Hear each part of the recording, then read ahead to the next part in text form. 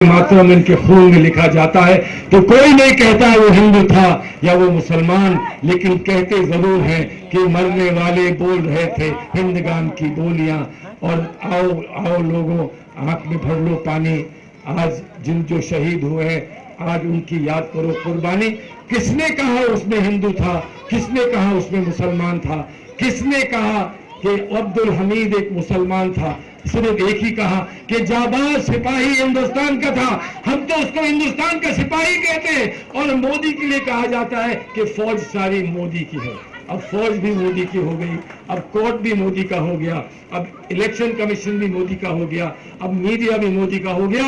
मैं तो राहुल गांधी जी से इल्तिजा करता हूं कि ये लड़ाई सिर्फ खौफ से आजादी की नहीं, गरीबी से आजादी की नहीं, सुप्रीम कोर्ट की आजादी की ये लड़ाई है, इलेक्शन कमीशन की आजादी की लड़ाई है, हिंदुस्तान की मीडिया की ये लड़ाई है, हिंदुस्तान के मीडिया की आजादी लड़ाई है, और हमारे नन्हे मुन्ने बच्चों के मुस्तकबिल की आजादी की लड़ाई है। और इस लड़ाई को लड़ने के लिए, इस लड़ाई को लड़ने के लिए हम कुछ भी कर सकते हैं, कुछ भी दे सकते हैं, कुछ भी कुर्बानी हम लोगों को दे सकते हैं। एक बात मैं कहना चाहता हूं, एक बात मैं कहना चाहता हूं कि बड़ी अजीब बात है, हम कभी दर्द अपना बयान करते हैं, हम अपना दर्द बयान करते हैं तो हमसे कहा जाता है तुम में हुब्बे वतनी की कमी है। तुम पहले तो चाकू भोंकते हो हमें, उसके बाद दर्द का बयान करें तो तुम कहते हो कि हुब्बे वतनी की कमी है। हमने तो ये भी नहीं कहा कि चाकू ना मारो, हमने कहा मरहम लगा दो चाकू मारते हो तो, और इसकी भी हमें इजाजत नहीं। हम मरहम मांगते हैं तो उसकी हमें इजाजत नहीं। और तुम क्या करके आते हो पाकिस्तान से? तुम पाकिस्तान के वजीर आजम के कान में क्या भूख कर आए हो जो वो कह रहा है कि इस इलेक्शन में नरेंद्र मोदी को फिर से हिंदुस्तान का प्राइम मिनिस्टर बनना चाहिए? आज तक अमित शाह ने इस बात का जवाब नहीं दिया है। मैंने अमित शाह से कहा आ जाओ हम तुमसे बहस करेंगे, और कहा हम तुमसे क्या बहस करेंगे? क्या बहस करेंगे? वो उनकी औकात क्या है जो मुझसे बहस करेंगे? उनके इतने उनको चुभती हुई बातें उन्होंने जिंदगी में की हैं कि वो कहीं खड़े होकर किसी से बहस कर नहीं सकते। ना वो कर सकते हैं, ना मोदी कर सकते हैं। क्या कर सकते हैं, क्या नहीं कर सकते, वो आपने देखा है। हमारा ये इस वक्त एक अहद है कि हम मोदी से लड़ेंगे, और मैं ऐलान करता हूं कि मोदी से मेरी लड़ाई में जो मेरे सामने आएगा और मुझे रोकने की कोशिश करेगा, वो गठबंधन का नाम ले या वो हाथी का नाम ले, मैं उसको वार करके चूर चूर कर दूंगा, क्योंकि मोदी की लड़ाई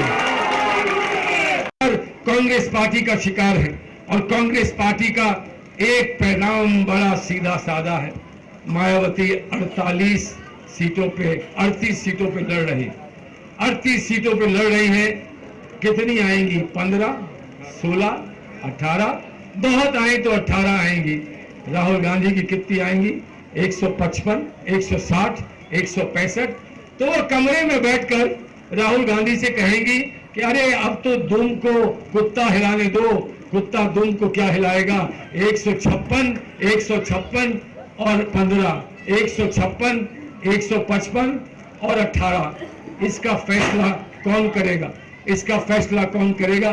मैं तो कहता हूं जो टिकट खरीद के लाता है वो कल टिकट अपना बेच भी देगा, वो आपका ईमान बेच भी देगा।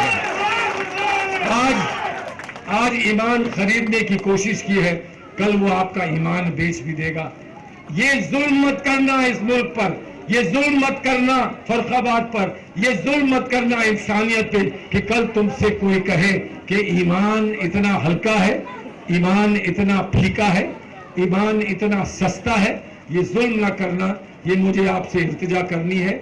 और फिर कह रहा हूं, इस बात को फिर दोहरा रहा हूं कि अगर मनोज अग्रवाल में एक रत्ती भर भी अपनी इज्जत है तो आकर मुझसे बहस कर ले। क्यों डरते हैं, क्यों छुपे रहते हैं? बाहर आए, मर्द बने, सामने आकर मुझसे लड़ लें। लेकिन भाई मैं जब ये उनको चैलेंज देता हूं तो हमारे श्रीकांत मनोज अग्रवाल मेरे और भारतीय जनता पार्टी की लड़ाई के बीच का दखल देने का काम कर रहे हैं। वो नहीं चाहते कि मैं भारतीय जनता पार्टी से लड़ सकूं, इसलिए कि वो शायद ये चाहते हैं और समझते हैं कि अगर 10-15 सीटों की कमी रह गई तो हम जाकर भारतीय जनता पार्टी की सरकार फिर बनवा डालेंगे। और भाई किस से लड़ो? एक उससे लड़ो जो आरएसएस का कैंडिडेट है, एक उससे लड़ो जो आरएसएस का कैंडिडेट बनना चाहता है। आरएसएस से लड़ा जीता तो मैं फर्रुखाबाद का सिकंदर, और वो जीते तो वो फर्रुखाबाद की सिकंदर, यहीं पर फैसला हो जाए। इसमें डरना क्या है? इसमें डरना क्या है? अरे ये तो बड़ी आसान बात है, और मैंने कह भी दिया है कि किसी जबान में कर ले, अंग्रेजी तंग हो तो हिंदी में कर ले, हिंदी कुछ नहीं आती हो तो उर्दू में कर ले, किसी जबान में कर ले, मैं तैयार हूं, मुझे इस बात का डर नहीं। लेकिन लिल्लाह मेरी कौम और मेरे मुल्क को, मेरी कौम और मेरी मुल्क पर वो धब्बा न लगाए कि तुम खरीदते हो अपना टिकट और तुम खरीदना चाहते हो हमारे ईमान को। हमारा ईमान टिकाऊ नहीं है, ये हम बताते हैं।